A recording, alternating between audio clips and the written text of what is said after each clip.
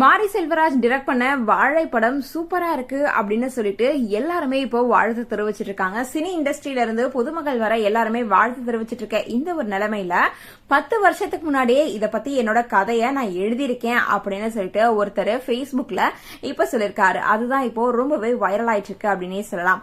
அதாவது இத சிறுகதையா அவர் எழுதி சாகித்ய அகாடமி விருது கூட வாங்கியிருக்காராம். யார் எழுதினாங்க அப்படின்னு பார்த்தா எழுத்தாளர் சோ தர்மன் அப்படின்றவர் தான் இந்த ஒரு கதையை எழுதியிருக்காரு.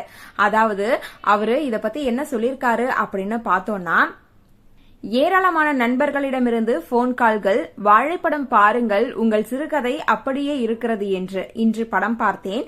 என் உடன் பிறந்த தம்பியும் என் தாய் மாமாவும் பெண் எடுத்திருக்கின்ற ஊர் திருவைகுண்டம் அருகில் உள்ள பொன்னங்குறிச்சி. வாழைதான் பிரதான விவசாயம்.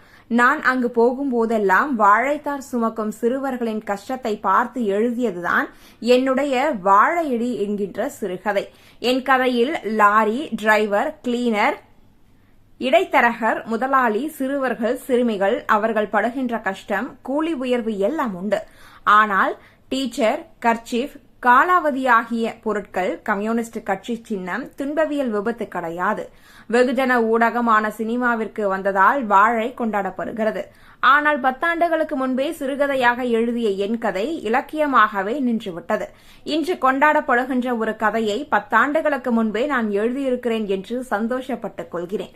ஒரு படைப்பாளி என்கின்ற வகையில் கர்வமும் கொள்கிறேன்.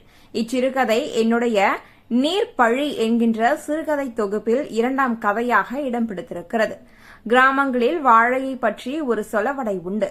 வாழை வாழவும் வைக்கும், தாழவும் வைக்கும். என்னை வாழை வாழ வைக்கவில்லை என்று அவர் போட்டிருக்கிறார். இந்த ஒரு கருத்து தற்பொழுது சமூக வலைதளங்களில் மிக வேகமாக பரவி வருகிறது.